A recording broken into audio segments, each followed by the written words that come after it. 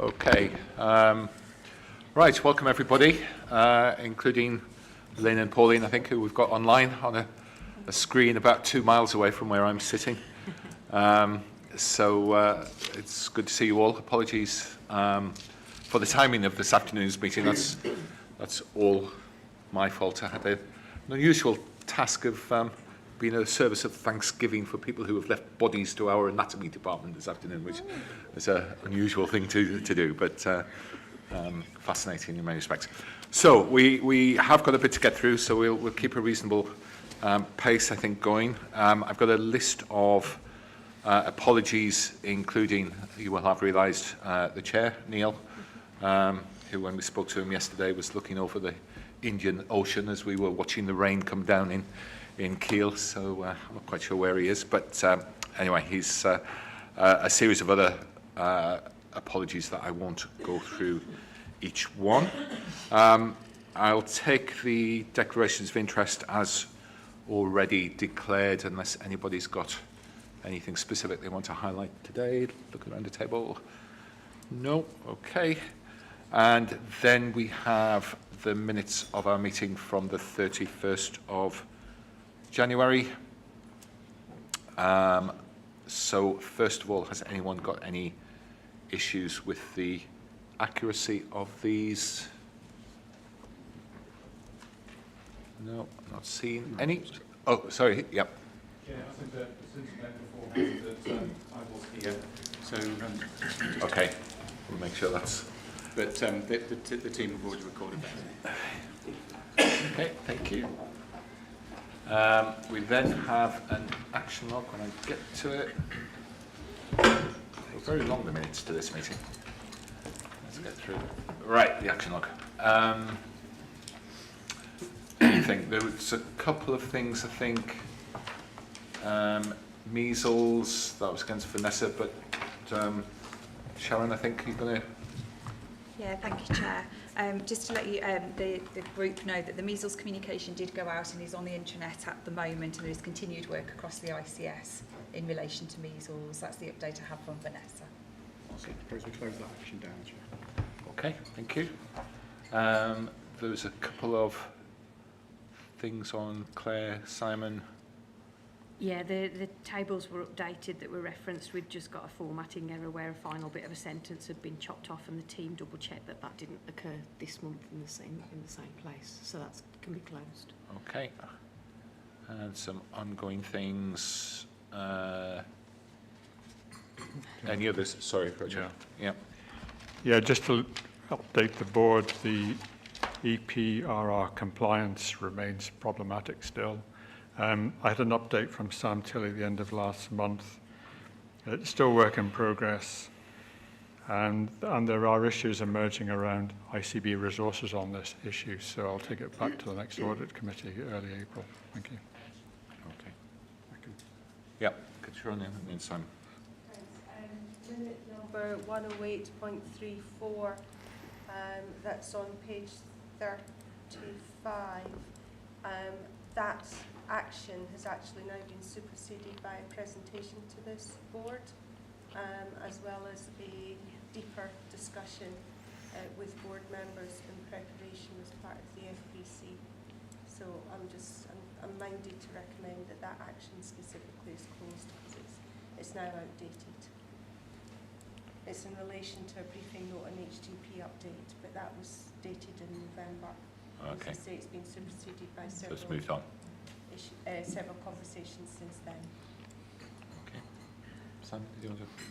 I was going to suggest that we bring an update on the EPRR to the April board, given now we've completed the NHSE, the NHSE have completed their review, so rather than try and respond to that in detail now as we go through the minutes, that we pick it up as an update that comes back to the board then.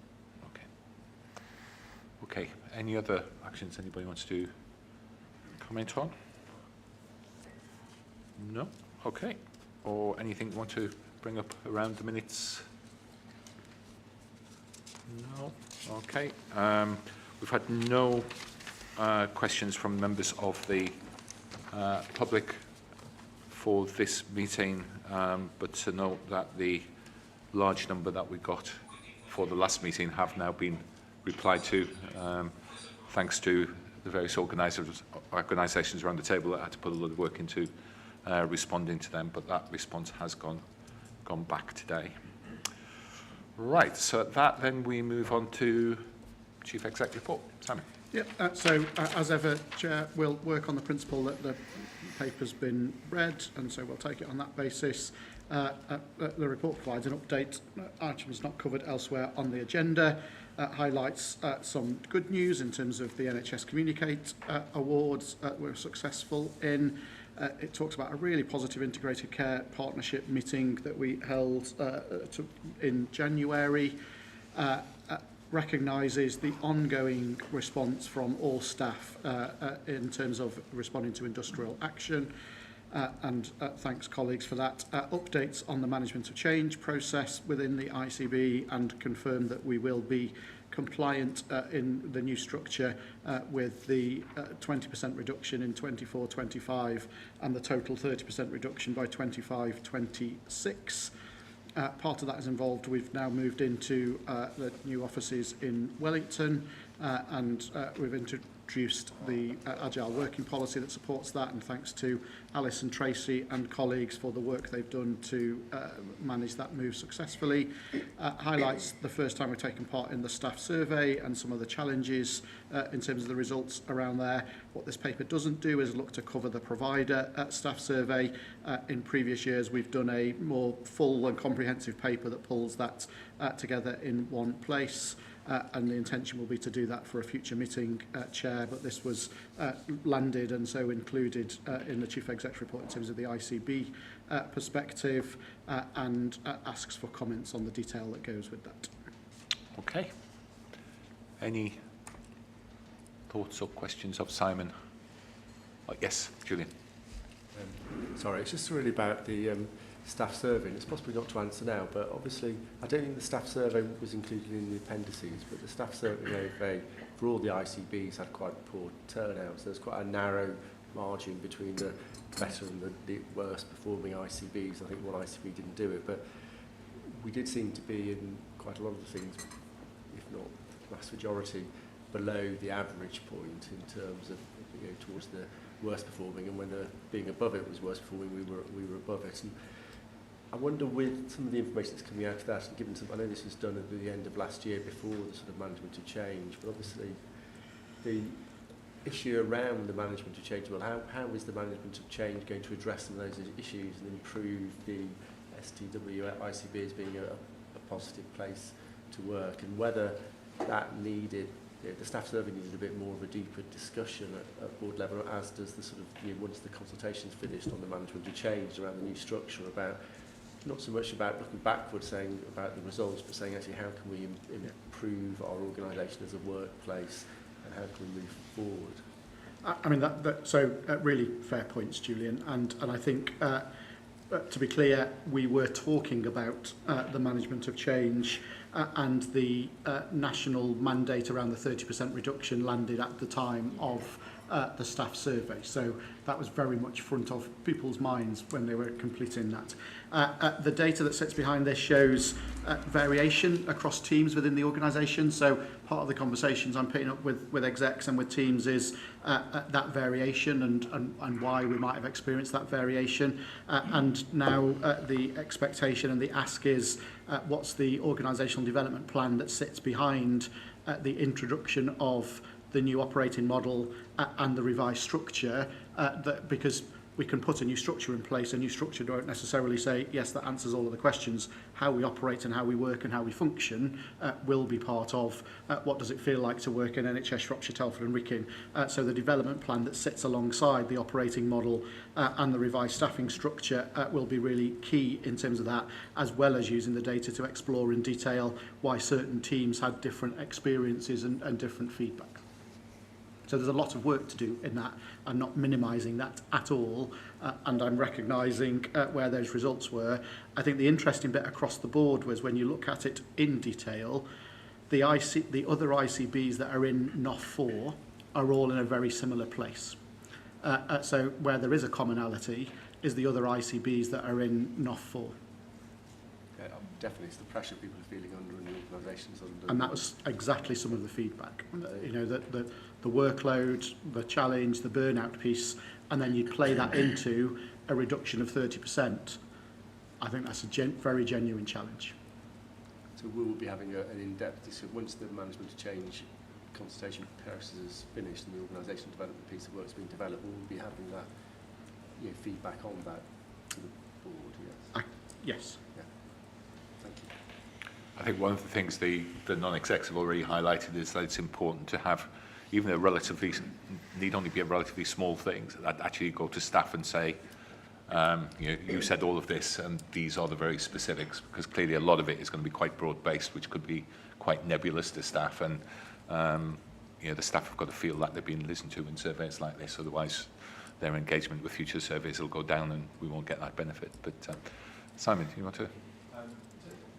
Apologies, not been to this meeting before, but it's just following on from our Health and Wellbeing Board around the sort of structure of TWIP and SHIP and where that sits within regard to committee. I think we had the conversation, was it Neil? Nigel. Yeah, the other day, just in terms of the reporting mechanism to this board as a subcommittee. It may not be at this point, and it might be further discussion outside of here, but we've got a TWIP next week, and I probably would want to feed into that meeting about how and the next steps.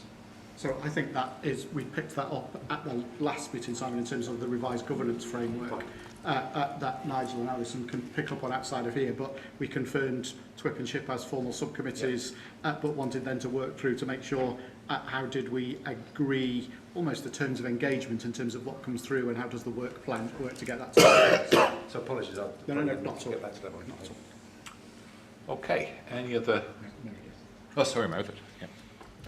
Thanks very much. Yeah, I just wanted to pick up the staff survey results, not to talk about them, but just to reflect a couple of things. Number one, I was interested, Simon, in your report. You were talking about you wanted staff to be involved in to participate in the improvement plan, I think you said. Yeah. Be interested to hear a bit more about what you have in mind for that involvement. As you know, I'm always very anxious about these words. You know, we like to see it as a kind of a meaningful, ongoing exercise, not just we want to have a chat with you today and then go off and do something in the background. So that's part one. Part two, I was interested in the, I think you described it as a well-being guardian on the board. I'd be interested in that role and what you envisage for that. And then finally, we often talk about staff as if they're someone else or somewhere else, or they're doing things over there. Actually, our behaviours and attitudes and interactions have a direct influence on the positive or otherwise experience of our staff, and indeed on us. And I'd be interested in what the board, our colleagues around the table, might think about improving the staff experience more widely. We don't have to go around one by one, but I just thought it was interesting to explore that. No, helpful. And of course, Meredith, I am a member of staff and I get invited to respond to the staff survey. So I look forward to being asked how my life can be improved. If only it could be. But really key questions. So I think in terms of the staff involvement bit, that's part of the conversation we've been having with the senior leadership team. And recognising your always appropriate challenge in terms of language. I've not put in here co-production or use language that might be misleading in terms of the interpretation of it. Actually, the starting point is a conversation with staff to say, what does that involvement look like and how would that make a difference, rather than that being predetermined. So the starting point is how do we speak with each other in terms of that. We're also using the data, the raw data that sits behind the staff survey to enable really clear conversations to understand that in better detail. But our starting point has to be to understand. So we've got to get out there and listen. And then it's what does the plan that sits around that look like, both at an organisation, so framework level, and what does it look like then within individual teams, and how do we support and manage that? but that, I'm really clear in the paper, we sit that alongside the operating model, the management of change, the way that we want to work going forwards, because it won't be just one piece in isolation, but it needs to be that ongoing dialogue. I don't think there is a single person that doesn't want to come and work in and do their job to do it well in an organisation that they enjoy working in, with colleagues that they enjoy working alongside, where they feel as though they're making a positive difference to the residents of Shropshire, Telford and Wrekin. And our collective responsibility is how do we enable our staff to be the best that we can be in that space. And that will continue to be my message through the huddles and through staff briefings, and to execs in terms of how do we deliver that in 24-25 against the challenging backdrop. So, I can't get away from workload reduction and everything that goes with that as well. And then we just update. I think the update with a number of actions that are in process or we're well on the way with. The Wellbeing Guardian is about how do we bring that voice of staff and make sure we've got that really clearly at the board level, and it isn't just because the chief exec writes it in the report, yet make it so. So the thinking there is how can we really think about how we use the board in a broader sense there, and that staff feel as though they've got that route that isn't reliant on what goes in my report or what doesn't go in my report. So is the Guardian the board rather than a person? Well, I think there's there's a conversation for us to have around whether we think that as an individual or whether we think there is a board responsibility and how do we discharge that and what does that look like. Yeah. Thank you. Okay. There's no more thoughts or comments on Simon's report. We'll move to specified specialised acute service lines, and Simon, I think. Trevor, should I just introduce Simon and Nick, go on.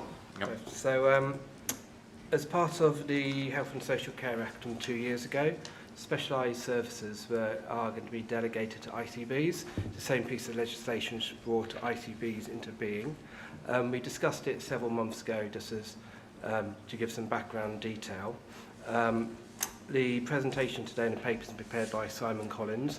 Many of you met Simon last month when we had a board development session where we discussed long-term conditions and the strategy to deal with them.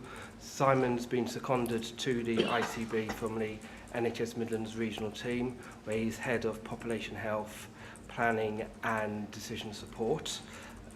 Ultimately, we've been asked to discuss, to accept we're going to accept the delegated specialised services to come to the ICB and the arrangements around them. Simon's going to spend a few minutes discussing what are specialised services, how does SpecCom, specialised commissioning, work, and then send options around how we as an ICB can take this forward. Okay, over to you, Simon. Can you make sure that you use the microphone? Yeah. I'm certainly a long way away from you. I've got a pretty loud voice, but yeah, thank you for inviting me today. Thank you. So, specialised commissioning, this isn't working.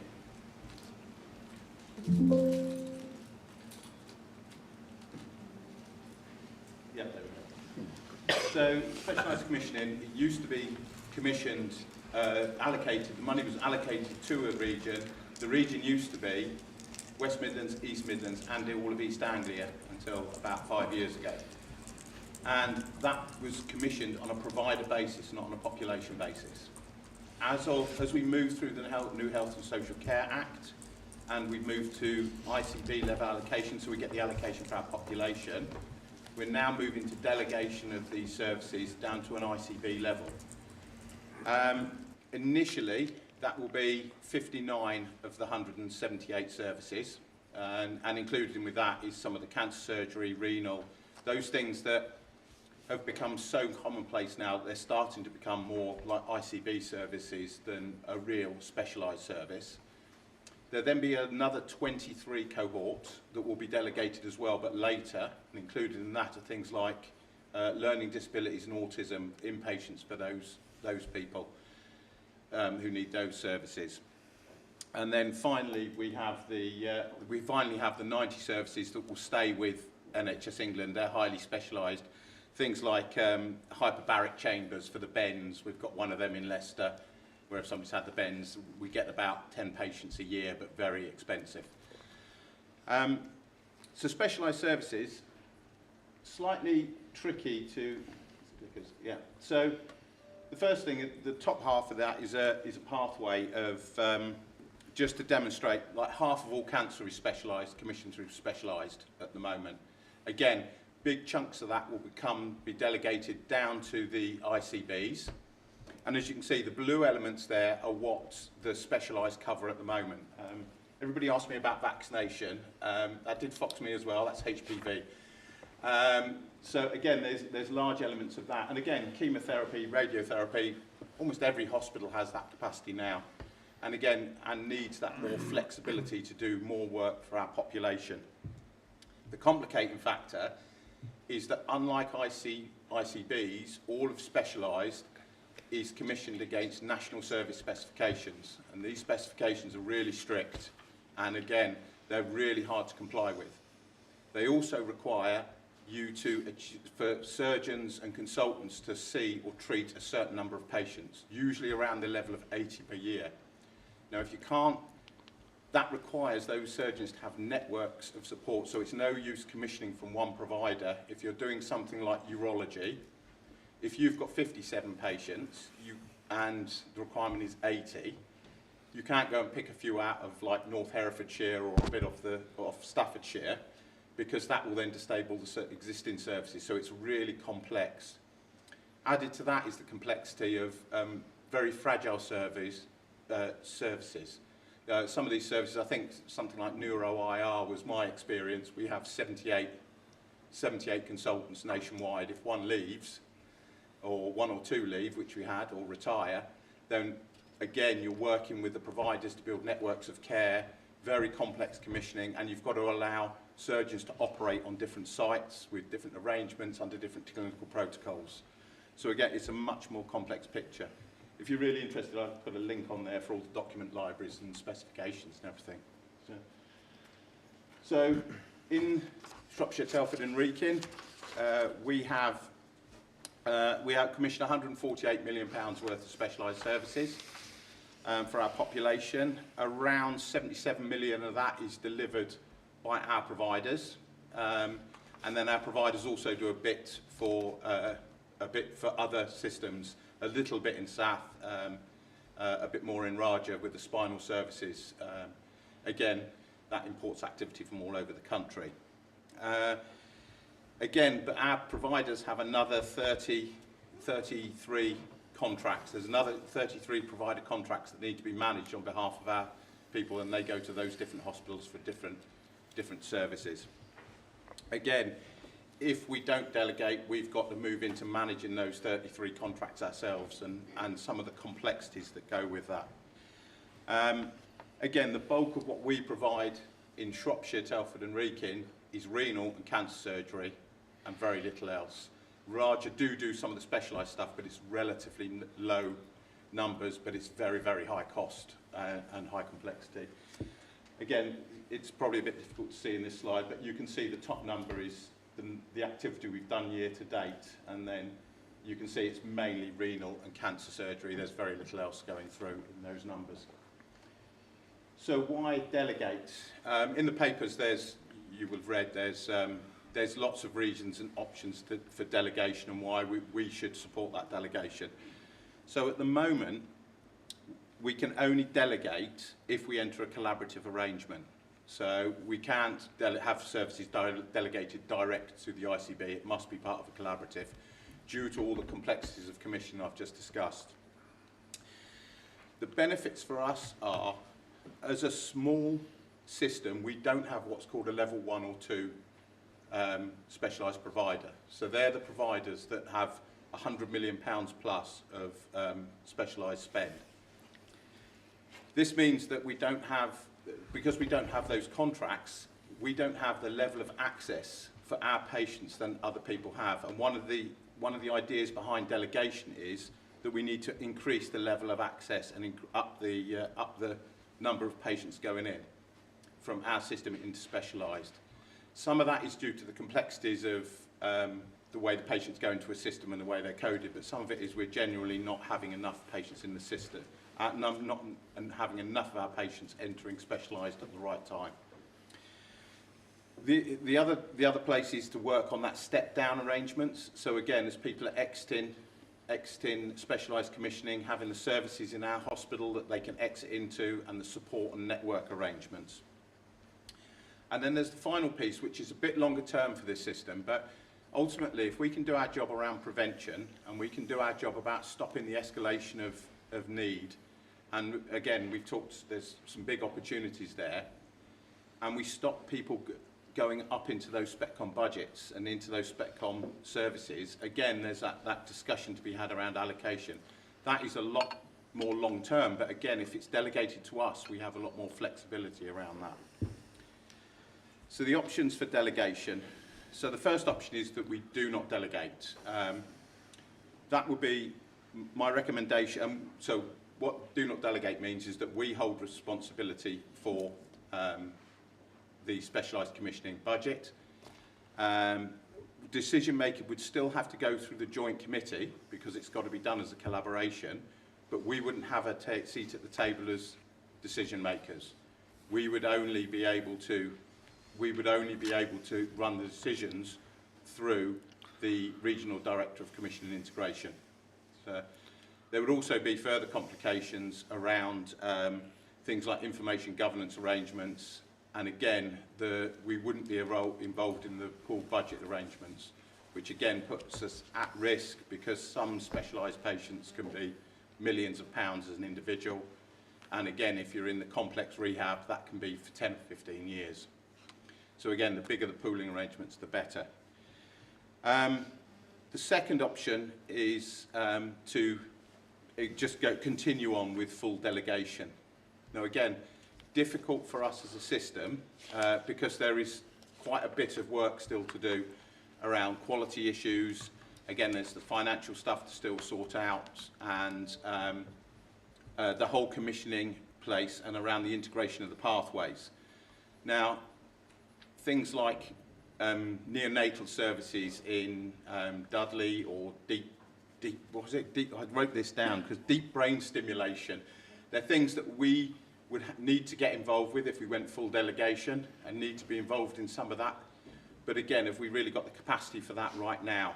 So the region has offered an additional, which is extended developmental arrangements, it's called. So basically, we do go for delegation, but the region give us resources from the specialised commissioning team to assist us in things like quality, finance and commissioning arrangements as we go through the delegation. That's the option that I would recommend to the board, but again, I'm happy to take or answer any questions you have.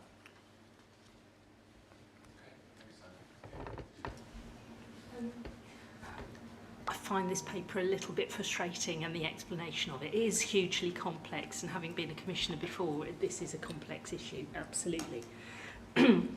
But I think we've been presented as an IC board with some recommendations that need a little bit more detail and understanding around the options that we're choosing, frankly. As a patient and a resident of Shropshire, Telford and Wrekin, what I want to know is, one, I don't want to be disadvantaged by living in Shropshire, Telford and Wrekin by not having access to tertiary centre services if I need them or my family needs them. What is the best approach for us as an ICB to ensure that me and mine, as well as the wider residents, are not disadvantaged, and that we're not inadvertently increasing health inequalities. So what is the best approach in terms of reducing health inequalities, improving access and ensuring that our patients and residents have access to those services if they need them? Absolutely, I think we're going to have to sort of collaborate with other ICBs in doing that. But I didn't get a full sense of what is the best approach for us as an ICB in terms of don't delegate and leave it to NHS England, fully accept that we then don't have a seat around the table and other people are making that kind of decision for us. We need to have a seat around the table. We need to be able to advocate on behalf of Shropshire and Telford and Wrekin residents. But equally, what does full delegation mean in terms of that responsibility, and do we have the skills and competencies to be able to do that effectively? But yeah, I mean, if we've got to make a decision on this, I think I would be lost in terms of being able to say which option is the best option. Okay, thank you. Go ahead. Do you want to just respond? I'll go to Roger first, then I'll come back to Thanks. Is option 3 in some ways a sort of a holding position? My question is that, reading the paper, I wondered about, first of all, how good the data is around the finance of the specialised services being provided, and the role of the joint committee in deciding provision of services for STW. Has that been thought through? Because it's not clear from the paper how that would work. And is this a fixed decision, or can we reopen it at some later date, depending on how things pan out? Because I think at the moment it probably is a lower risk option to do this, but it's quite difficult till we get our understanding improved about what specialist commissioning is to decide anything else but to do this. So what's the longer term looking like? Is it this is going to be it for the next 10 years, or is there an option beyond this that we should be moving towards to actually rethink specialised commissioning for STW? Okay, thank you. Sam, did you want to come in before I go? There's too many signs in this room. Sorry. Do you want me to? I'll respond. So the access delegation has been designed partly to improve that access for the rural systems. At the moment, what you've got is Birmingham, for example, consumes 30% of that entire £4 billion budget is spent in the Birmingham trusts. And at the moment, that ICB and the specialised just commission all of that. They're in control of it. The contractual arrangement is between them. This gives us much more of a voice in those contractual arrangements, and because it is an equal voting partnership, we have the ability to equally vote as alongside the Birmingham system. So the whole design of that, and it's key to this is the likes of Lincoln, Northampton. It's why they've sort of had a really strong voice in that equal share, because again the big systems wanted more voice or more authority when they had tier 1 providers, because they felt that having the smaller systems have voice, it puts them at financial risk because we can unload our patients into their systems. So there's been a bit of to and fro on that, but the equal voice gives us the assurance around the access. In terms of option 3, this is that full delegation has to happen by April 2025. So the option for us to have the delegation with the additional support gives us 12 months to work through. Is the model right for us? Is it doing the right thing? Before we commit to a final model in April 2025. And again, there will be things that we have to sort out, and there will be things that have to go through, and a lot around the finance and seeing how the pool budget arrangements work, see how the cash flows work, and how the providers operate within that regime, because it's not the way they've operated in the past. So again, you are right, this is a 12-month window to see how this operates. Okay, thanks. Simon and Meredith. Yeah, so picking up, I think Patricia's question is an important one, and Roger's is as well. So, but there's some context as well, isn't there? So if we go back, this board previously has approved the way that the joint committees work across the Midlands, and we've talked about that previously in terms of how to establish that shared basis of being able to operate at scale when we need to be able to operate at scale, and that's come through this board on a number of occasions. We're also, this is the second stage of delegation from the national team, so we've already taken on dental, optometry, community pharmacy, and this is a national mandate that was written in terms of the delegation process that will happen. So it's a when and how rather than an if and should we. And so in that second part of that conversation is then how do we bring the right influence, because you're right about the health and equality challenge, and we're right about having the voice in that space. And then the third is the context for us around the current challenges that we're dealing with anyway, our capacity, the work that we've got within the system already, the running cost reduction, and the conversation we've had there with NHSE and with our ICB partners is that moving straight to a point of saying, yes, we'll take the responsibility of that, makes no sense and doesn't work and we don't have that capacity or capability. We wanted a more supported approach that allows us to explore how this will work in a way that gives us a voice around the table, but with 12 months to manage that to the point of full delegation. And the option that's set out in the paper is that option that enables us to work in this space but not take on all of the risk at this point in time because we don't fully understand it, and that would be the wrong ask of the board. And I think, so Patricia, your point of saying, actually, what's the decision-making tree that gets us to that point? Hopefully that helps to set that out a little bit, to say, why have we got to this point in terms of where we're at? And similar then with other rural and smaller ICBs, and ICBs in NOF4 are having similar conversations in terms of that space. So it's national mandated delegation, but let's get this right rather than just it lands on us and we don't have an ability to influence that. Okay. Meredith first, and then... Thank you. Thank you very much. Very helpful explanation. And I'm going to pick a couple of points out, I think. So I completely agree with Patricia, the point she was making. And to pick up the term voice in all of this. So we may have a better voice. We've got a voice at the table. But how will we know what the people for whom we are commissioning these services are finding under these arrangements? Maybe in the papers. There were a few papers to go through, so I could have missed it. But I'd be really interested to understand, how do we get to know what it's like for the people at the receiving end of all of these arrangements? That seems to me to be the key. So that might be through complaints data or feedback through any other services, so that we know that the arrangement that we put in place is right for our population, not what's most convenient for us. Thank you.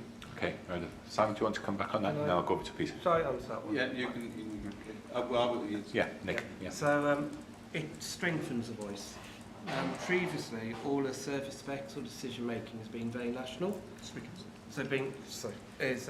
Been very national, with the service specifications tend to be led by quite senior specialist doctors, not particularly multidisciplinary, and are written nationally and they're designed nationally. The advantage of delegation is that it will be a far more local voice in how all the services are designed and how we measure access. So I'm describing an opportunity. I'm not saying the mechanism is in place to do that, but actually should strengthen the voice of local populations in accessing specialist services. And all the research, all the data does show, the further you live from a tertiary centre, the less likely you are to be able to access these services. Okay, I completely understand the theory of it. What I want to know is what are the kind of the practical mechanisms in place to enable that to be a reality, not just what it might be nice if it looked like that. This is I would like to see the mechanics of it, not just the theory. Peter, then we've got a question on Teams, and then Dave. Thank you. I certainly appreciate the discussion that we've had in here in terms of the potential benefits of a delegation. But in terms of our responsibility of an ICB, what wasn't clear in the papers for me was where we stand with cost improvement programmes, productivity and finance, because we are under pressure. We can't obviously delegate that to another organisation. So what would the control be that the ICB would have over that? Okay. Okay. So, do you want me to pick up? I could. Yeah, go back straight back on that one. So try to take on Simon. Yeah. So as part of it, and we discussed it when we signed off the PDAF 2 months ago, there is a lock which works two ways around financial risk. So if there were to be a surplus in our budget, we don't actually get access to it. But similarly, if there's any overspend, we don't carry the risk for that. And that's something which we had put in, especially for us as part of the pre-delegate, the PDAF, sorry, so the abbreviation, the pre-delegation arrangement framework. So as we're in enough for a kind of financial situation, we're locked into a position where the risk is mitigated. Claire, do you want to just comment on that? Just an additional point as well in terms of some of the governance. So supporting the East and West boards, I never get all the acronyms and names right, but supporting the core boards for this are a number of working groups, and one of those is obviously finance. As we've been sat here, there's another version of the terms of reference for that group has pinged through, but certainly through senior finance representation, either through CFO, deputy CFO, that's the kind of thing we'll be picking up and challenging in those forums as well, to make sure that we're working that aspect of the budget as hard as we're working in the other areas. Okay, thank you. All right, sorry, I'm not sure whether it's Lynn or Pauline that wants to come in. And then Dave and Simon, yeah. Hi, thank you, Chair. For anyone, because I don't know who's in the room, I'm Lynn Corley, I'm Chief Officer of Health Watch Shropshire. And there's just a few points I'd like to pick up on that have already been mentioned, but on slide 6, when it talks about quality of patient care, and in the first paragraph it talks about joined up care, I'd really like to see the detail behind how that is guaranteed in this situation, really, because the services, quite a lot of the services that are currently provided across Shropshire, Telford and Wrekin aren't joined up now. So how will this make a difference, and will it not add to the complexity of that joined up working potentially? I'm also keen to support Meredith's question about what do the people think. I think there's a lot of members of our public who assume that all of their services are delivered locally anyway, or they're at least delivered in Shropshire, Telford and Wrekin. So I think there's a huge communication piece to be done. But also I'd like to see a little bit more about the reality behind this and what the mechanics are to make this work and be a success for the population using these services. Any thoughts back on that? It was more of a request than a question, I think. So Dave, and then... Sorry, Chair. There's both Meredith and Lynn have raised the point. And Meredith, you're right. There is a astronomical amount of papers in the appendices, and I apologise for those, but we needed to include all of them in terms of for comprehensiveness. In one of them, there's a fairly detailed piece on the quality dashboard overview, and the quality dashboard piece in terms of links to each of the services, and that includes using the intelligence from complaints, serious incidents, CQC, other intelligence, and sets out then how that's reported through the quality dashboard against each service line, and how then that comes through the joint delegation, the joint committee structure, to enable that to be talked about on a service-specific basis. I think the challenge that we need to bring in over the next 12 months is, from that, which is an overview, how do we understand from our local population which ones of those are impacting, and it plays into that. So I think that would be a really fair question for us to take into that 12-month piece of work. Okay. Dave? I was just going to add to that point. Yeah. Sorry. We had just sort of... Can you come into the microphone, please? Oh, yeah, sorry. Linking into sort of the point that Lynn made, but also Meredith around the patient experience. We had a story a few months ago, Paul's story about a gentleman who passed away who had pulmonary fibrosis, specialist condition. It took him an age to get diagnosed, and then trying to get linked into a national centre where you receive treatment for pulmonary fibrosis was at best discombobulated.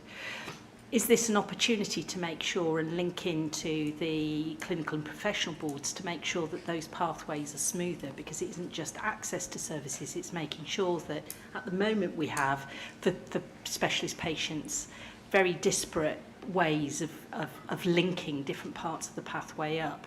And so is this an opportunity of looking at how we listen to the patient experience, but also look at how our interlinking pathways through services, both primary care, secondary care, into tertiary care, becomes easier, because that is the problem with specialist services being outside of STW. It's not only the access, but it's how then the other parts of the system actually link up to deliver whole care. Okay, thank you. Dave? Thanks, Trevor. I might have missed it in 169 pages of delightful text. What I'm confused. I must admit I'm confused because I don't see necessarily. We do talk a lot about access, but I don't see how you follow that through with questions of revenue, how you follow that through with questions of productivity improvements, how you run that through with efficiency, and I don't see how you run that, how this all links in with the ability to invest capital in the development of specialist services. So I'm confused. I can see the point of access for delegation, but I'm really confused on the other points in terms of how you manage that across a much more fragmented base to get the services that you want. And it seems to me that actually one of the routes out of that complexity is repatriation, which in my mind only deteriorates the level of specialist services that you get as a nation.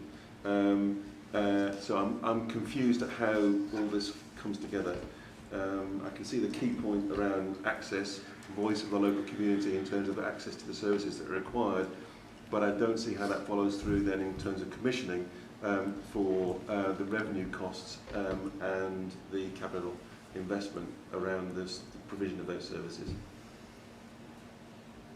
Okay, Simon? Yeah, so if I respond to both of those. So again, a lot of the specialised services had as an established arrangements for assessing the quality of its services. And again, included within those are the usual thing about complaints, SIs, the national reporting system for serious incidents. There's also the patient engagement. Again, that's run nationally and it's run through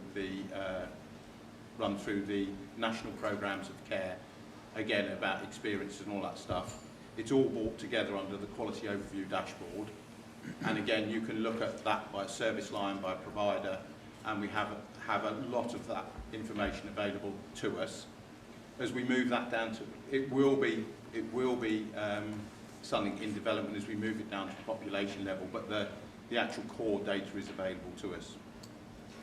In terms of the efficiency and the productivity and the finance stuff, again, specialised every year has its own productivity and efficiency targets. Again, they're in its planning arrangements, and those planning arrangements will go through the joint committees at the East and West Midlands. Again, the budget has been balanced for, as far as I can remember in my memory, for 10 or 12 years. They've always come in with a balanced budget for specialised services. And again, because it's the access to new monies that for new services coming on make it much easier to deliver your efficiencies in that arena. So. Okay, you want to come back? Yeah, just come back. And I hear that, but I don't really see how you fix that, because if you've got a specialist centre that's being commissioned by a number of different units, by a number of different ICBs, we all know that ICBs have varying performances and are under different efficiency pressures, and so I find it difficult to think how you can sit in a specialist unit and say, okay, with SAF, with STW, we've got a higher efficiency target than, say, somebody else. It becomes very complicated, and I haven't seen yet an easy way through that. Yeah. Okay. Can I? Yep. Okay. And I'll come in on that point. I have got a couple of other practical ones as well, if I can add those in at the end. I think that's one of the things that's been quite a hot topic of discussion for a while now within the DOF community and the conversations that we've been having. And the capital point has raised its head as well at times. I'm under no illusion at the moment that there is still a heck of a lot of work to do for us to be able to fully map and understand the budgets, and that's recognised by the team. We're fundamentally changing the way that we do business for specialised services, so shifting from that provider focus to a population focus again, and being assured that that rebaselining of the numbers is a fair representation of where things go. There's also a transition at some point coming to sort of fair shares, population basis. There's lots of technical things going on. one of the prevailing thoughts through the finance community has been a continued conversation about how do we find or how do we strike the balance of risk here, because we recognise that there's still lots of areas which need more work, but actually we also need to get into this as soon as possible, because there will be opportunities and there will be synergies across the budgets, and the longer we leave it, the longer it will be before we can start to get some traction in those areas. So some of the comfort we've taken is around the mechanics of the pool budget, the risk share, the joint committee and how that will work together. I'm not saying it's there and it will fix absolutely everything, but I think we've mitigated as much of that risk as we can in that space to enable us to continue those conversations. The voting rights, as it were, where we have equal standing, also strengthens our position in that, because quite often we're a small ICB, we're a minnow in comparison to the others, but it allows us to have that place at the table that can't be disregarded. So we haven't fixed all the problems up front, most definitely, but we're cognizant of what they are and we're working on them in the background to try and resolve that. I suppose, Claire, I'm still in the position where I can't see the level of benefit outweighing the level of complexity that's introduced. So that's, I think that's weighing the moon. So, but you know, that's just life, I'm afraid. Yeah, we need to stay close to it. If I may talk about more practical things, and this shows just how complex and how much of a moving feast this is at the moment to land all of the moving parts. But within the last 3 working days, there's been a conversation in the finance community about the mechanics of the funds flows. So this isn't about the big strategic stuff and the allocation of the numbers. This is about how do we make it work and make sure that the right organisations get paid at the right time. So I'm conscious that there are some diagrams and references in the documents that we've got here that are still the old version. Now that we've had confirmation through national sources and legals and all sorts, they will be changed. One of the assurances we did ask for was that in changing the payment mechanism, it wouldn't put undue pressure on the ICB finance team, because it pushes a lot of responsibility towards us in that space. We don't have the capacity to do it. We've had assurances from the team that will be doing this for us that they are going to do the heavy lifting, and of course I'll be keeping an eye on that to make sure that happens. With another hat of mine on as CIRO for the board, there are references in here to data privacy impact assessments and the data sharing agreement. Haven't seen those to sign off yet, but I know I'd mentioned it, Simon, in an email, you might not have seen it, and Alison's been doing a bit of following up in the background, so I'm content that that's on its way too. So it's not available here for sign off, but I will be, and we'll pick that up in the background as and when that comes through. But I'm not foreseeing any issues in that space. It's a standard agreement, but we just need belt and braces for protection. I think, Claire, on the data protection agreement, it's all done, it's signed with the providers. It would come as part of the safe delegation checklist. If we agree delegation, it comes as part of the safe delegation suite of documents to sign off. If we don't agree delegation, we're going to have to get a few YG people in. So it's okay. I'm going to go to Simon first, then I'll come to this Simon, and then we'll try and wrap it up, I think. Sorry, it's too many Simons, as you say. Having looked at the documents, just a couple of points, I think. So in principle, I think delegation's a great idea, certainly from sort of where it sits at the moment to the more local sort of place-based areas. Having sort of worked in a few other ICS systems, I think there are some benefits there. But notwithstanding that, I think some of the comments that have come around the table certainly agree with in terms of personal involvement and how we then sort of manage that. I think from a local authority perspective as well, there is a knock-on effect of the 139 sort of different delegated services, and I've picked out about 4 or 5 that actually affect both children and adults in terms of the outcomes for those individuals coming from a particular place, whether it's the Transforming Care Partnership group of people who are currently in certain forensic type services, and also younger people with forensic needs in terms of some of the mental health and services there.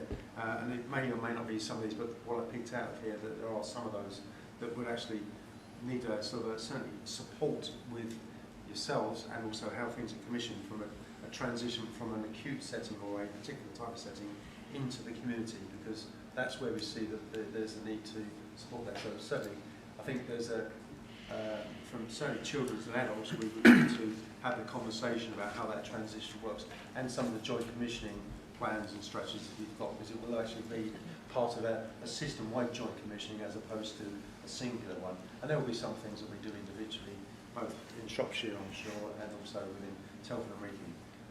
And just to sort of one other thing around the Directors of Public Health, I suppose some of their engagement around population health management. I think Claire, you mentioned about sort of looking at sort of some of that information and how that translates into some of these and the types of services and the trainings that happens.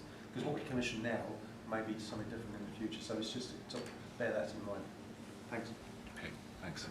Simon. Okay.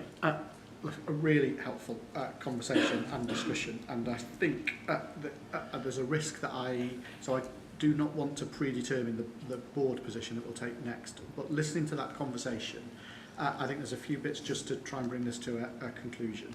The delegation of specialised commissioning is happening, and it's going to happen to us, and we've got a choice in terms of whether it just happens to us or whether we look to find a way to shape that as we go forward, recognising the points that have been raised, both finance, quality, involvement, engagement, stability of service, offer, access, all of those aspects. I think the points that have been raised in terms of saying our ability to influence versus the work that we've got internally versus the ability to get to the right place is all a really important part of that conversation.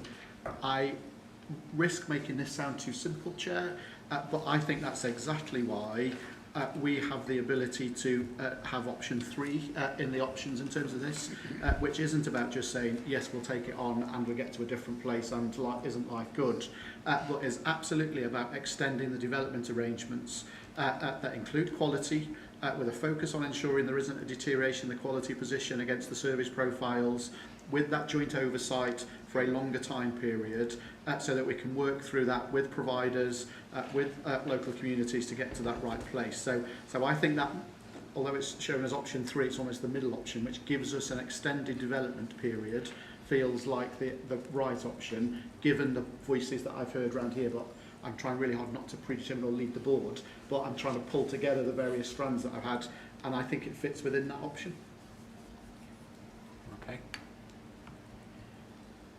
I mean, that's where my brain was going. If it's going to be done to us anyway, doing nothing doesn't seem sensible, because everybody else will be doing it and we won't be around the table.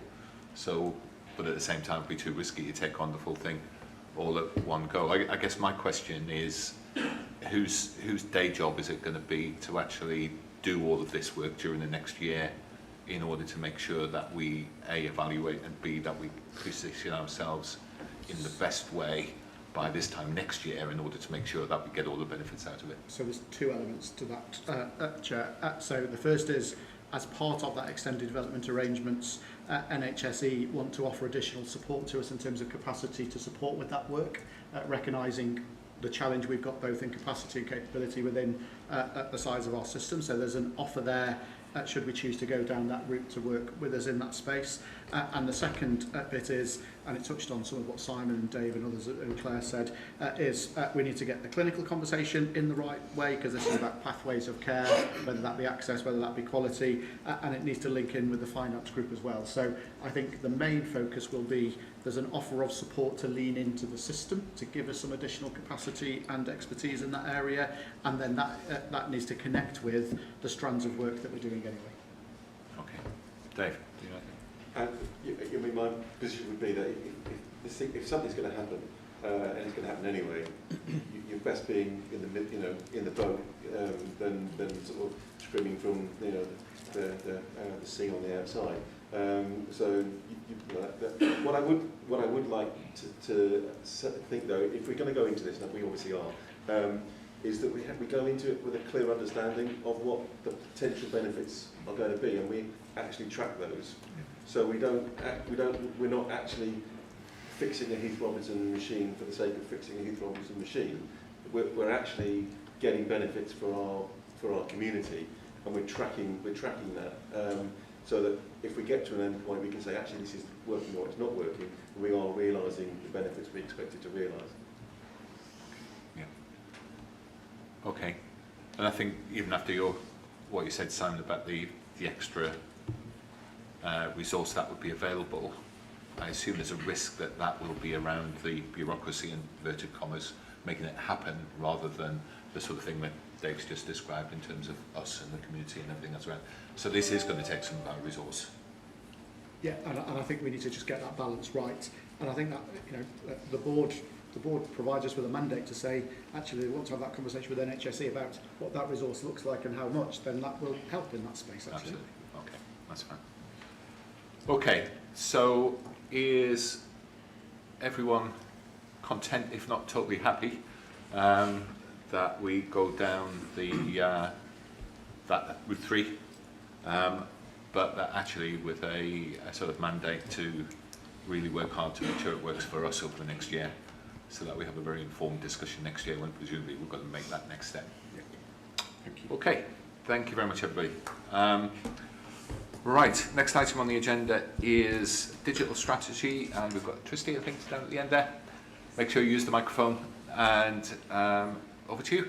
Unless Nick first, sorry. Just a very brief introduction. So 6 months ago, we presented ICS digital strategy to the board. At the time, we were requested, or ICBs requested, to produce a digital strategy for a 3-year period, and we're given some support in doing that. The strategy was discussed and presented by my deputy at the time, Masood Ahmed, and though it was received well, there's quite a few questions coming out of it, particularly around the detail.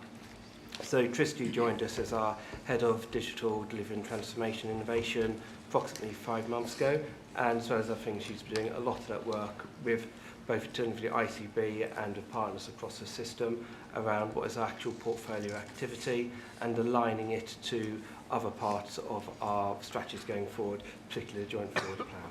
So I'm going to hand over to Tristy now. Good afternoon, Board. Thank you very much for the opportunity to be here today. I have 3 parts to this update. So the first part is about some messages that I think are important to share about the journey so far. The second part will be just a quick brief on the summary that was in your pack, pages 51 to 57, if you wanted to have a look. And then the last will be the asks directly to you today. So I think it's important to start where we are. And digital means something different to everyone. It's kind of like a giant iceberg of the bits that you can see on top, and underneath are all of these different shapes of things that are happening below you. And when it's working well, you know what's on top and everything underneath is fine. But when things aren't fine, you know immediately, because all of the work stops happening. And under that water, there's something here about what we understand about data, what we think digital is in the way of maybe applications, and the integrations for the data that we might want to see in those reports that you have, and the technologies themselves for connectivity and the devices that you're using, and the storage that has all of the data in it that's being collected by the applications that we're using. I think all of that becomes a bit of a lot, actually, to take in, and it's become quite complex, the number of specialist areas of technical knowledge, as well as business change and cultural knowledge around the use of these types of services. And I think it's also important to note that public service digitization and digital transformation are actually forms of workplace and social change. And I think that's particularly poignant for Shropshire, Telford and Wrekin because of the geographic space with which the services that health and care need to cover, as well as the folks that live here, and those that come here and work here. I think it's really important for us to all reflect on our assumptions and expectations of what we mean when we think about digital. The second one, hopefully this isn't a bit of a shock, that Shropshire, Telford and Wrekin's integrated care system has low digital maturity. We did do a digital maturity assessment a year and a bit ago. I think all of the teams that I have met in this space understand this, which means that we don't all have the same or appropriate resources, tools, processes, and experience needed to deliver all of the mandated digital services at the levels that maybe we would like or maybe are required. And that also includes some of those data-enabled analysis skills. Some of the teams are highly dependent on external suppliers. And in the current state, I have to say that many of our services, digital services in particular, are quite fragile. And I hope this is reflected in the board assurance framework noted in risk 5, specifically noting digital, and risk 2, which represents financial sustainability, and the role that digital might play in that. The last message that I want to share with the board is, actually, I believe we can do this. There are local changes that are needed to answer some of these national calls for action that come towards a digital transformation. And we need executive-driven support through all management and service levels to drive the culture and practices of sharing, learning, and creating together, which does mean a bit of risk-taking. The intention here is that the digital strategy that has been presented before you 2 times over, and I'm hoping we're 3rd time lucky today, is that it's people-centered. It is intended to check our foundations for safety and appropriateness, and then pace our change accordingly. So, if I may, the report summary, there's 3 parts. The first part is the background, which describes an important part of our digital leadership and strategy development journey. It is very high level, but hopefully it captures some of those key points around the pace at which we tried to deliver the strategy and the underpinning portfolio of programs that were intended at the time. That in between, we've experienced quite a few transitions. And in my role, I have definitely tried to listen, adapt, and develop different ways of thinking about the problems that we're facing. So in the second part, the report is about developing a shared understanding of what digital includes. As I named them before in my earlier messages, it's about technical infrastructure, it's about applications, data, and analytics, and how, most importantly, we operate in service models. So the aim here is that ICSs would have integrated care services enabled by data, digital, and technology. So we can move around with all of the different language that is used in industry. We can use the different language that is used at the centre and NHS England. But most importantly, it needs to be real to our people, and it needs to be real to the clinical and care professionals that are supported by these services, as well as the people that receive them and are actively being engaged through these methods for how they are experiencing care, how they access care. All of these types of ways of communicating are now going through digital means. Transformation relies heavily on leadership for multidisciplinary teams, for enabling across settings and specialisms, and requires a culture of openness, learning, and sharing, supporting new ways of working. And so one of the observations I've had is that as we've transitioned from CCG to ICB and now into the second year, if you like, of being an ICB, there is something about how we think about ourselves as the ICS. And the work that we do, it spans across all of the different areas so that we understand what flow looks like. The conclusion section of the report is asking for a mention to change the strategy from 3 to 5 years so that it better aligns with our joint forward plan. I'm not sure why they had the original 3 years, to be honest. But there you go. The second would be that, particularly for Shropshire, Telford and Wrekin, that we prioritize digital inclusion and our ways of working as a system in 24-25, and that we consciously acknowledge the BAF risks that we have, actively supporting allocations for investment in core digital capabilities for the public and the workforce. In particular, this is around data and digital literacy, so that people have the ability to decide where and how they want to participate using the channels that we are making available, and also for us to adapt those services as we need. Finally, my asks to the board are in the paper.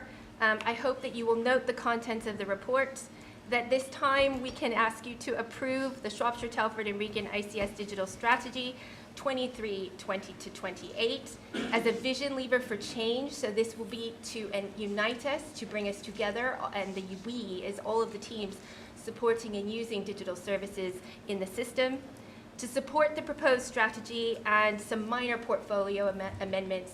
The portfolio originally included, which you didn't see, 14 different themes, and I have proposed streamlining them to 7 to make that a little bit more manageable in the next report that we provide.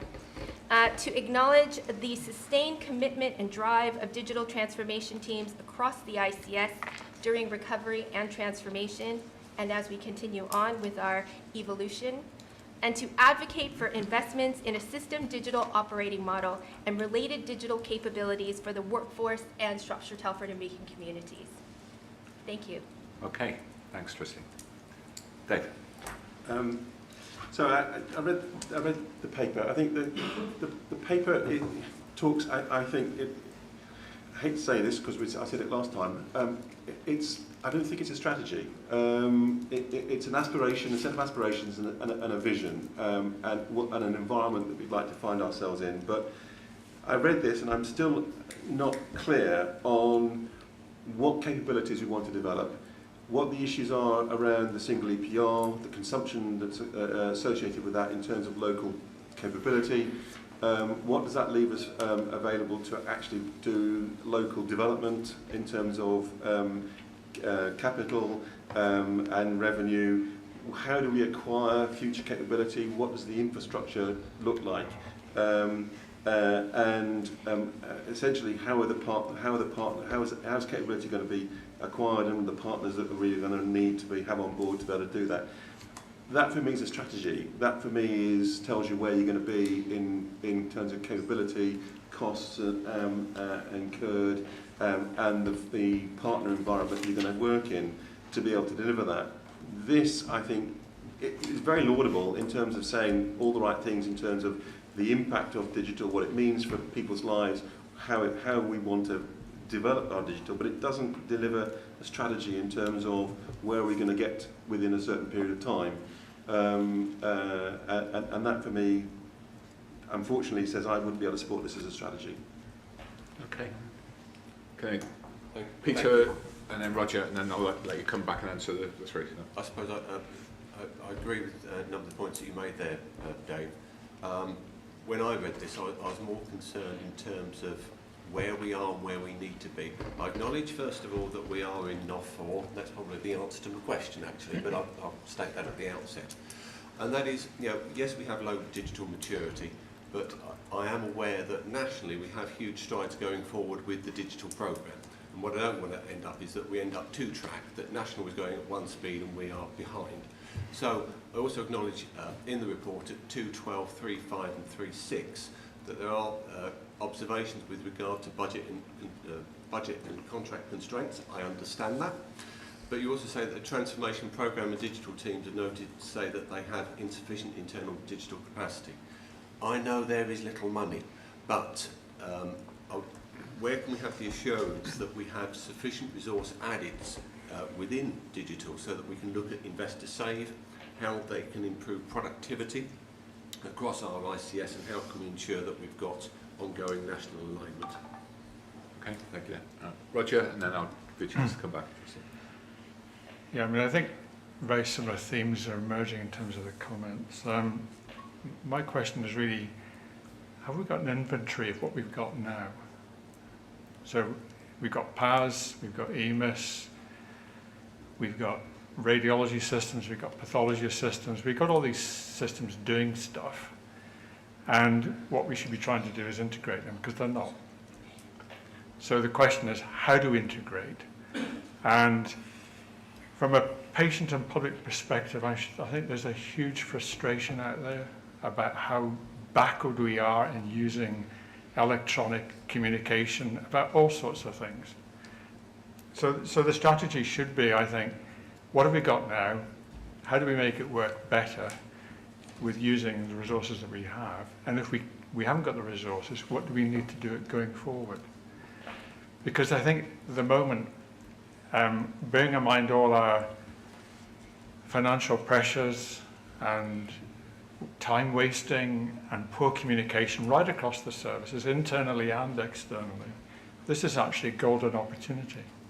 But we need to articulate how we're going to do it, and at the moment we're not doing that. Okay, do you want to come back?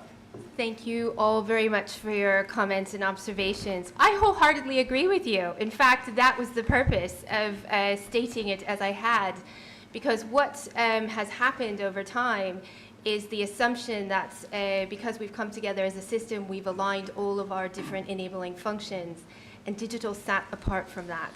So the reason for asking for the board to support the strategy, because it is a vision, because it does set out pledges, because it does provide levers for asking all of our different partners to work in different ways than maybe they have been before, where reporting goes up through the organization rather than across to colleagues to develop different ways of working, to understand where those barriers are, to share funding, to pool for bids, things like that.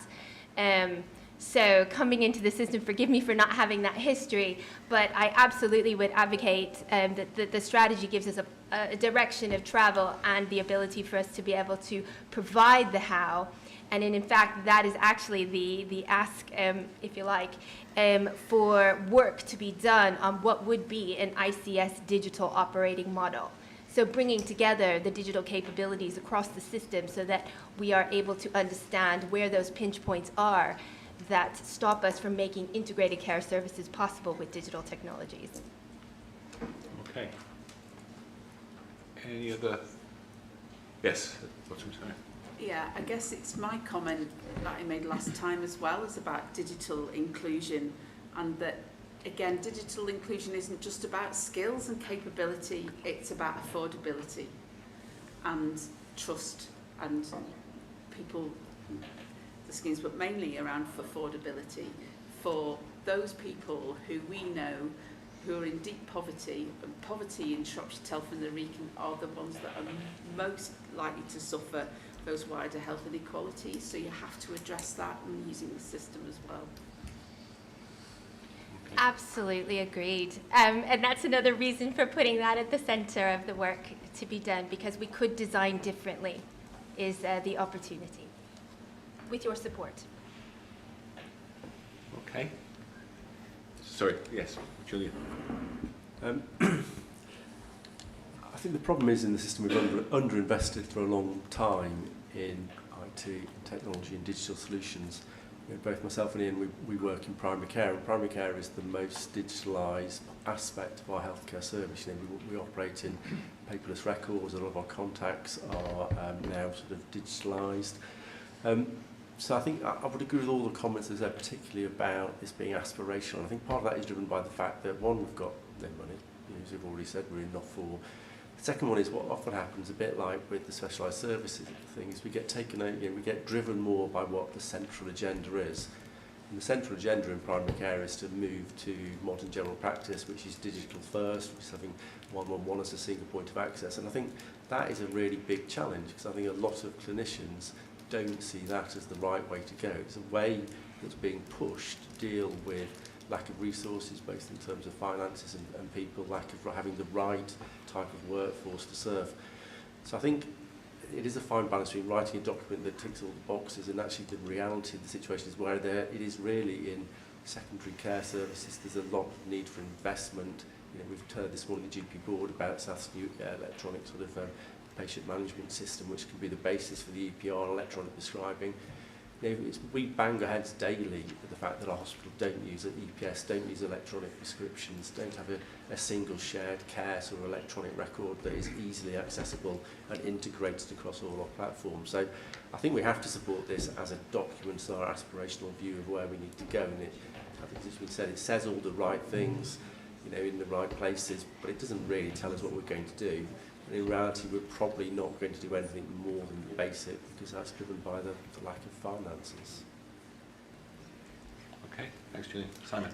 And so, Julian, I think that's helpful, and I think the comments from Dave and Colin has been helpful as well. And to be fair to Trustee and Nick, I think that's what they've put in the recommendations. Because I think if we go back to your third point, Trustee, which is what's the ask of the board, and the ask of the board is actually recognising that this is a lever for change rather than it will look like this and you will do it step by step, rather than and so Dave, you saying actually what do we need to do to implement and get there? I don't think anybody's saying that this is the answer to that, but I think it says actually we've got a vision as a lever for change. We then need to put those bits in place and understand how we can maximise the use of the EPR and the implementation plans that are in place. It then also says we need to stick with some of this. and it asks for that support going forwards in terms of that. And then the final bit is the board and then our partner boards to advocate for investments in that system digital operating model, which links to your point, Julian, of so what does this look like going forward and how do we keep saying we need the investment because we need to get to the right place. So I think, to be fair, Chair, if we come back to Tristy's third point that she said of the 3 bits and go back to that ask of what is the board being asked to do, I think that fits comfortably with what's been raised and the areas that have been challenged and talked about. I don't think anybody's saying at this point, here's a strategy, just implement it like this because it wasn't written on that basis. Okay. Yes, and then the Meredith. Well, it's been unhelpful given the number of hands that Can I just say, I completely agree with you, Simon, and I thought it was very, very helpful document and discussion. Thank you very much for that. The only thing I'd say, add is I don't think the board should support this. I think it should lead it. It's not about sitting around waiting for someone to do it. We've got to be clear that it's going to happen in a particular way by a particular time. We expect to see some progress on it, and we're all going to be joined up and driving as a board, not waiting for something else to happen, whilst we do our more important work. Well, we accept that correction. No, I wasn't correcting you. No, I think this feels important to me that it's leading. Yes. If I may, so I work closely with both Nick and Tristy on this in terms of the digital delivery group, and I think so. I was probably just bringing from Simon's point. I think it's important that we've got that clear ambition. We know there's risk. We've talked about it at the digital delivery group, and picking on Peter's point, the risk is that actually the investment in this is not sufficient, and it's also quite variable. You know, we saw that even last year. Thankfully, the frontline digitisation funding, which is primarily for major systems like SAT's patient administration system, continued. I think the same for Rob Jones's patient admin system. But in a number of other areas, it kind of was there for a bit, and then with major national challenges, ended up disappearing. There were some really great opportunities announced in the budget recently. I think it is going to be a really interesting next 6 months to find out how that actually translates. So I think this provides a blueprint for us to make sure that we can understand that this is the direction of travel, and then we can assess what we do with each of the different colleagues. And the digital delivery group, just for confirmation, includes both our councils as well. So we're properly looking at that health and care. And I think that brings in the point around making sure that we're not just doing it parochially for, let's say, acute providers. This is about how we join up the support for patients. I think the other bit is this also provides, because some of the opportunities come in a variety of different ways, and I think this provides then a basis for selecting and confirming how we'd want to go through as a system. If I give an example, we were given an opportunity to bid for funding under a Health Technology Accelerator Fund. Because MSK is one of our priorities, Stacey and team were able to say, really, we can see the opportunity here, and we were successful. So I think it does provide us a blueprint and a shared area of priority and focus for us to work with. Does it provide the full plan I think Dave was talking about? No, not yet, but boy, are we working on it, and that's all of us trying to work together. Okay. Dave? I suppose in a way, I mean, I don't know what we do here today in terms of whether we say this is a good basis to move on, that's fine, but I think I would like to see in fairly short shrift the reality of what we're going to get to. I mean, elsewhere, I've just signed off another digital strategy for another ICB, and that shows very plainly that the emphasis on single EPR integration absolutely wipes out any other capital that's available for any investment in terms of digital development for a period of 3 to 5 years. And what that says is that we are only going to be about integration. We're not going to be about capability development unless we can access external capital and and access digital capability in a way that we've not done before. We've had a way of building our own, capitalising development, and we now need to look at external capital to develop it, and us to access that on a revenue basis.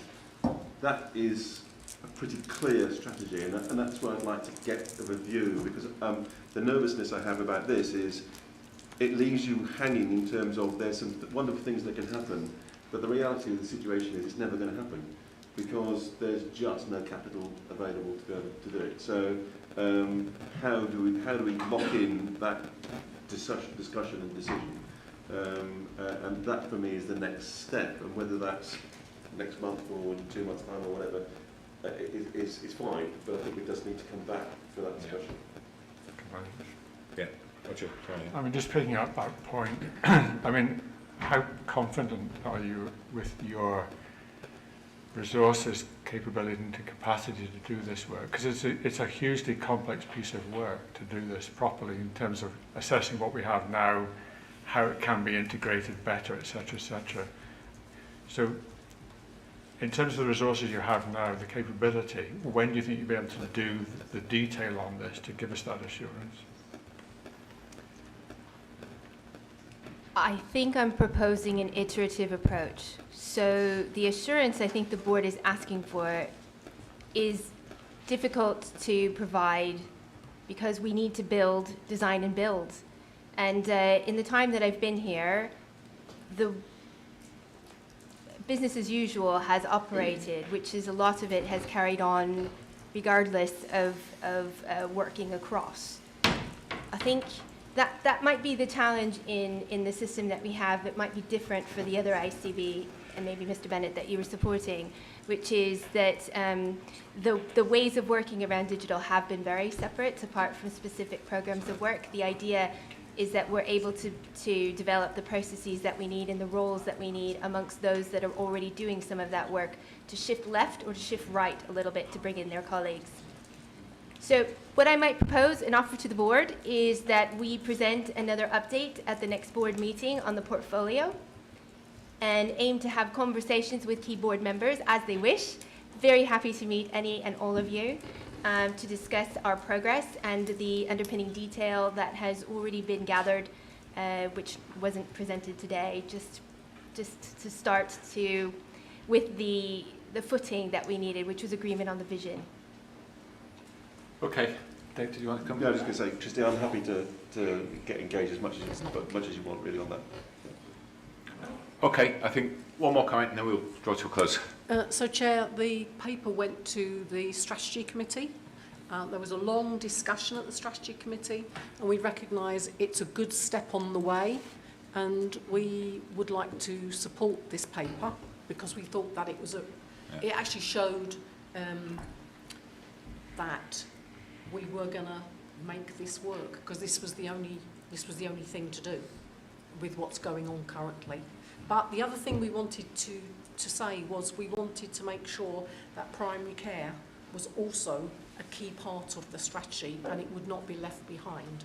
And that was a real recommendation from our committee. Okay, fine. Probably so far ahead of the moment. Yeah, all we learn, absolutely. Okay, so I think certainly what we're saying is that we don't think you should be spending any more time refining the paper that's in front of us. Yeah.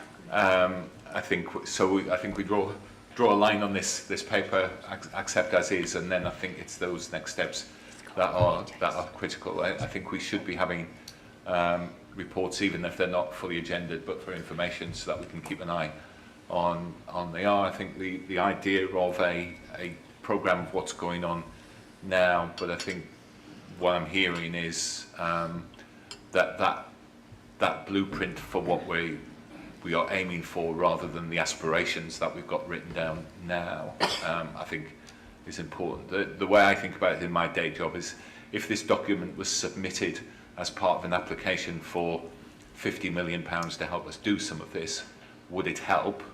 And the answer is probably not, because it wouldn't be competitive with anybody else that was bidding for that money at the moment. So we need that next level of document to actually demonstrate, and I think that's what we're looking for, certainly within a quarter, the next quarter, and before that if possible.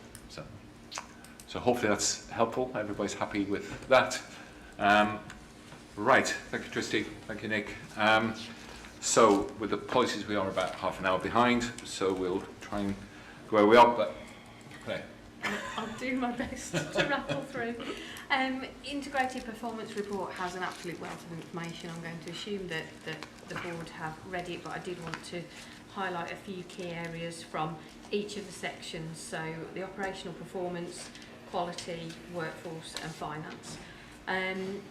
Within operational performance, I'll just pick out some of the sort of highlights and lowlights really.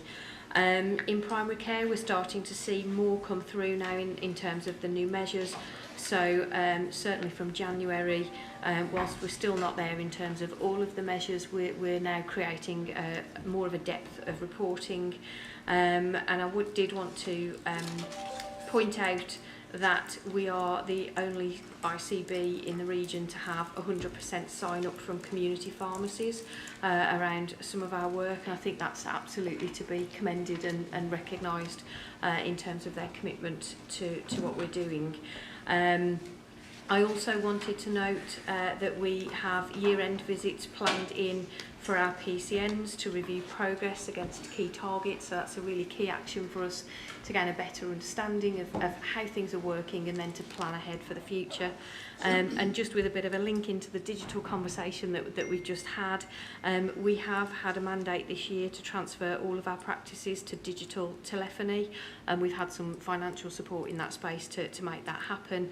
I'm pleased to say that we are 98% complete for the end of March, not quite 100% due to a couple of very specific issues around suppliers and things, but we will be 100% compliant by the end of April. So I think that's a really great thing that we need to promote, and actually we need to set that alongside how we're putting our messages out to the general public. I think there's been a drop in confidence about ability to access appointments. We've put this infrastructure in place now, so we need to encourage people that they are able to use that.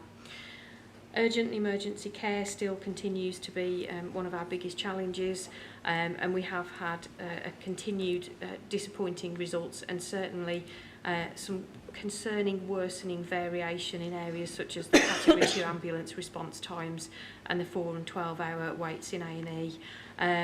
We are now in tier 1 in terms of national scrutiny. I think we mentioned that last time, but that also unlocks some support, particularly through the Getting It Right First Time team, GIRFT, to help us to drive the urgent improvements that we need. I didn't want to mention urgent care though and not mention some of the things that we have seen improvements in. Our time to initial assessment continues to be at or better than the regional average, which I think is to be commended.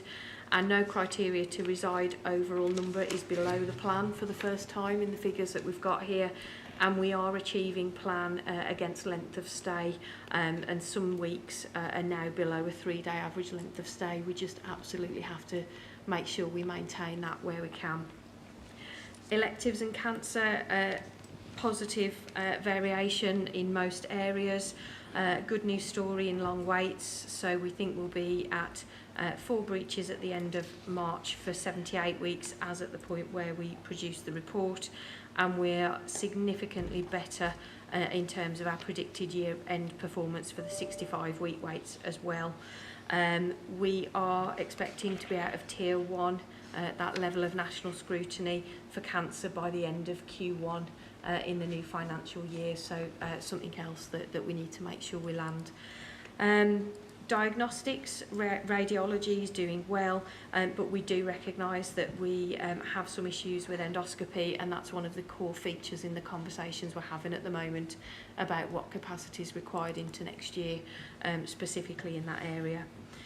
Mental health and children and young people mental health, without going through all of the items that are in the report, I thought it would be helpful for board to hear that the Quality and Performance Committee have been seeking assurances, particularly around talking therapies and some of the performance there, and our colleagues from Midlands Partnership Foundation Trust are helping us in that space and providing information there.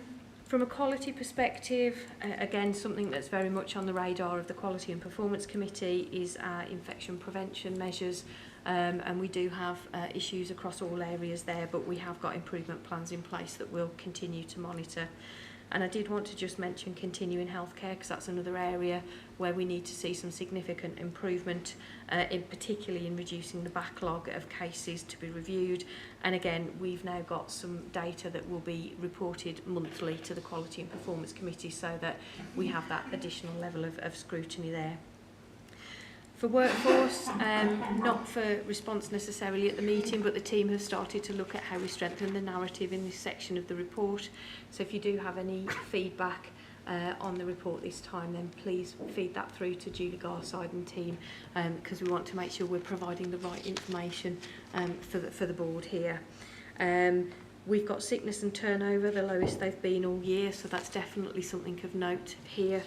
As we're told, that our turnover levels are one of the best in the region now, so we hope that that will continue. We do have issues around being over plan in whole-time equivalents for this financial year across substantive bank and agency. There's a lot of effort at the moment going into what those workforce profiles look like for next year's plan and how we work to achieve those. But I did want to highlight the comment in the report about the progress we've made in agency expenditure. So as a system, our agency bill in April 23 was 4.5 million. As at January 24, it's 2.5 million. So again, if we can sustain that improvement, it will have significant benefits for us. I think finally, in terms of finance, just to point out a couple of things in the report. In month 11, which is the period that we're reporting, all of these systems in the country that reported a deficit plan were passed an allocation that bought out that deficit position. So the national team had been holding that in contingency and they handed it out at month 11. That enabled us to bring 57.1 million cash into our system. We distributed that allocation on the basis of where the deficit fell in the plans. So 11 million was reset into the ICB and 45 million went into the SAF position. And that's why you see some significant differences in the numbers that we're reporting. We're now showing a 72.7 million deficit, but if you strip out the allocation that we received, it does take us back to the reforecast position that we signed off as a board a month or two ago. Indications are at the moment that we will achieve that reforecast position, but obviously in the next week or two we'll be closing down our positions. Drivers of the overspend haven't changed. As you can imagine, we're getting close to the year now, so we don't like to see too many moving parts. And just a small mention for capital, and then I'll pause for comments and questions. We are anticipating that we will have some small slippage against the capital allocation for this year, which is disappointing because we do like to consume it, but unavoidable given some particular issues with contracts. At the moment, we're also still waiting for the results of some work to be done at a national level around funding for IFRS 16, which anybody who's a geeky accountant will know is an accounting standard all to do with leases and how we show them in our accounts. And there's been a transition to move leases onto balance sheets. We've got a 1.6 million shortfall in terms of the allocation that's come in for that, but the national team have been looking to see if that can be funded. As it stands at the moment, the slippage we've got would cover that for us, so it doesn't give me any undue concern at this point. I'll stop there, but I'm quite happy to take comments or questions. Okay. Any comments, questions from Claire? Yes, Julian. Can we talk about the 57 million? I mean, it's just a political gesture, really, isn't it? 'Cause it doesn't buy any extra services or provide anything extra. It's just to make our accounts look better at a national level when you consolidate them across all the different sort of ICBs, really. I think it does make me feel, I wouldn't say no to the money, but also you think, well, actually, it's actually not for our benefit. It doesn't do anything extra. It just makes the figures look better. At a consolidation of accounts level, it is just moving around the allocation. So national team have taken a decision to distribute it. Actually, it makes a huge difference for SAF. Because of the level of deficit that they have at the moment, it does create them cash pressures because their income doesn't match their expenditure. So that 45 million that SAF have received means that they haven't had to draw down as much cash borrowing as they would have needed to otherwise, and it also reduces the cost of that borrowing in revenue terms. So there is a benefit from that point of view. And I suppose that goes into our long-term deficit that's been built up over time, which we're a long way ever from paying off because we're running an in-year deficit. So I suppose it's still that's not an actual position, is it? No, and the team have been quite clear that in terms of the historic positioning, we'll still be expected to count against the full 129 million that was the reforecast. We won't take the benefit of the 57 that's coming year. And just one more thing, I thought about the primary care access. I think we just need to reflect the fact that primary care is seeing more and more patients, so it isn't a lack of GP appointments, it's a mismatch between capacity and demand, seeing 275,000 Shropshire Telford residents each month is a huge amount of work. So I think we need to be careful how we phrase that. Saying if you go into Tesco's or Sainsbury's and there's a long line at the checkout, you don't blame the person on the tills, you blame the company for not putting enough people there to actually invest resources into the tills, really. So I think it's important to make sure we highlight that primary care is working hard, otherwise it just feels disheartening from primary care, where each year we're on budget, we're seeing more people, and then each year we're asked to do more for the same or less, and it is difficult. Yeah, and I think, Julian, that's a really fair point. And the development of the data dashboards will help us evidence telling that story. Yeah, no. Okay, Dave? It's very interesting, the allocation from the NHS at the end. I know elsewhere it's actually not been received very, very well at all, because you've been a lot of people within the NHS working with the NHS. Obviously, they don't really understand finances, and they know they get beaten around the head to improve performance. And then, towards the end of the year, somebody randomly rides over the horizon and lobs a bag of money at you.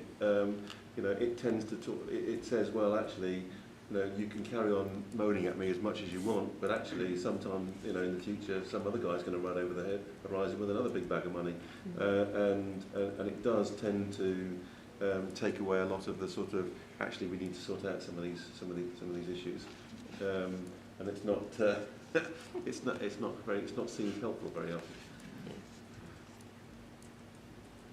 Yeah, it's certainly not a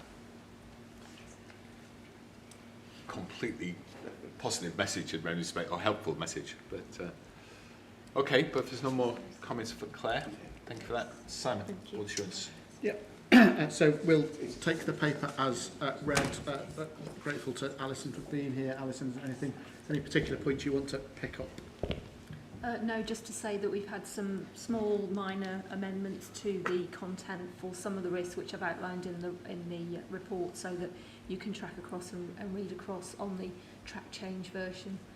Obviously these aren't my risks, so if you do have detailed questions about them, I will be looking to colleagues to maybe answer some of the detail that you might need. Okay, any? It's a slight anomaly, isn't there, in terms of any board would understand its board assurance framework. When you're trying to do that across a system, I think that's where we're trying to just make sure it's reflective of something that the board can still own, but works in a system space and adds value, and isn't just a list on a list of what we already have on other assurance frameworks. So Alice and the team are working really hard to just try and find that middle ground, but we've still have we've got a responsibility to have a board assurance framework that says we're discharging our duties and this is what we're delivering. Yeah, it's about finding that sweet spot, isn't it? And I don't think any ICB or ICS has actually nailed this yet. It's very much developmental. So I think any feedback that I can have from the board would be very, very helpful and welcomed. And if you want to email me outside of that, that would be brilliant. Thank you. Thanks, Alison. Is there a joint governance group that cuts across all of the providers and ICS partners, including the commissioning element? Because that's kind of the way to go, is how do we consolidate some of this? I was trying to set that up last year, but unfortunately due to my capacity and my team's capacity issues, I haven't been able to push that forward. But absolutely, I would see that as fundamental to sort of bringing this together and making sure that we're aligned. I mean, ultimately, there's a debate to be had about whether you actually go down the route of even aligning your policies around risk management so that you're categorising and you're scoring the same way. But that isn't a switch you can flick immediately. There needs to be some discussions and understanding around how different partners operate in that space before we do that, because it could actually cause more problems than it actually creates opportunities for. So yeah, that is one of the things on my list. Okay. One thing I was wondering whether we were thinking about is framing some of the discussions that we do have around addressing some of those risks. So even if it's a slight modification to the cover sheet, so that actually when we look back, we can actually frame some of our discussions and show that we are taking them seriously and looking at them, which is useful. Okay, sorry, Katrin. Just to add to that, I've noticed that some boards, and I'm going to say good boards, in other words, not SAFs at the moment, actually look at the board agenda at the end of each meeting and reference it back to their highest risks on the back. And someone like Alison would actually say, based on the highest risks, I can confirm that these risks were discussed at board in agenda items X, Y, and Z. Yeah. I think that would be a really good practice to bring forward. Yeah. Okay, good. Thank you. Right, so we then have a series of committee reports.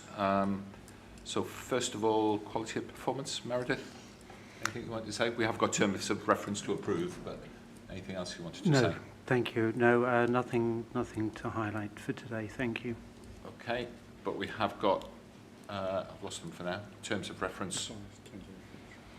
Revised terms of reference. The revised terms of Yes, forgive me. Yeah, the main adjustment was to include primary care in the terms of reference. I think that was we had a kind of a gap there, and that's now been adjusted. Okay. I don't think there was anything else. It was more bringing it just up to date, really. Okay, thank you. So if everything's all right with that, that's fine. We haven't got a report from Audit Committee. Anything you want to say, Roger? Nothing. Finance, I think we have got, but the finance situation is moving on so much that looking at January's only helps a little bit. Remuneration Committee, again, no report. We've got a meeting of that tomorrow. Strategy Committee, Kathy, do you want to say anything? Yes, Chair. We were delighted that we were able to talk about proposed commissioning, strategic commissioning for the ICB, and we were delighted that it was less about widgets and more about outcomes. And we felt this was a real big step forward, and we wanted to make sure that PCNs fit into this, because we felt that primary care didn't seem to play such a large part, and we asked that take place when the paper for the strategic outcomes was looked at more. But we spent the whole meeting discussing that paper, and it was very well received by the committee. Okay, thank you. Right, people, culture, inclusion, again, no report, anything you want to say? So the meeting was last week, and unfortunately we had a very high level of sickness at that particular meeting. But not too surprisingly, a lot of the focus of the conversation was about the 23-24 people out term and the 24-25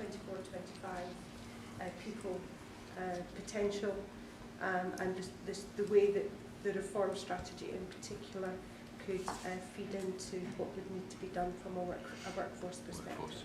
Yeah. Okay, thank you. Right, Harry's not here for Integrated Delivery Committee. Anything anybody wants to say on that? Sorry, yes, Gary. In terms of the Integrated Delivery Committee wasn't more with attendance. We did need to start down on this occasion, but it's a summary report which is coming through based on things. Okay. Right, thank you. So then we get to any other business, and Simon, you had something you wanted to raise? Yeah, I'll keep this brief. I'll keep this brief, Chair, just to let the board know that Telford and Wrekin on the 19th of February were notified of their CQC inspection of local authorities, and this is under the new Health and Social Care Act. So they've that has actually started now. The pilots happened last last year, 4 of them, 5 of them, and now we're into the sort of the main sort of assurance system. So for the first 3 weeks, we had to pull together data and evidence and submission of 38 information requests comprising of about 150 odd documents, along with a self-assessment. And apologies to this board and many others, we weren't able to get the self-assessment to partners for a conversation, but a lot of the information that we have been to various boards has been discussed, and some of the plans and the work that we've been doing, certainly with the ICB and our rest of the TWIP are part of that. The next step is to have an on-site visit where we will have some individual, about sort of 10 people interviewed, along with many staff and partner agencies, including people sitting around this table. So we're going to do a lot of briefing over the next 2 to 3 weeks with a summary of the self-assessment, along with any questions and answers, and certainly working with Gareth and Simon and the teams to make sure that we're actually sort of capturing all of those sort of bits of information. Certainly with SAF and Dropcom as well, because that's going to be sort of key to it, certainly around discharge particularly, and some of the other services, mental health, learning disability, autism, and people with physical disability needs, etc. So just wanted to sort of give you that brief headline. Not sure when they're coming back for this site visit, which is a 2 to 3 day on site. And I'll just try and explain this in the simplest terms, but we will get 6 to 8 weeks notice and for that site visit, which we'll have to provide other information, and then we'll do telephone calls within that period of time. But that could be anything up within the 6-month period. So it's slightly different from Ofsted and other CQC inspections. I think there's a struggle within CQC in terms of the assurance and inspectors, but we'll obviously see how that goes, and we'll notify people as soon as possible. And I'm happy to take any questions, but I think we'll give the information out as we go forward. Thank you. Simon, I think Shropshire Council have also... Sorry, apologies, I do apologise. We both, at the same interestingly, time, not sure how or why, but certainly Shropshire are also in the same, so if Tanya were here or Andy were here, they also got the same notification on the same day.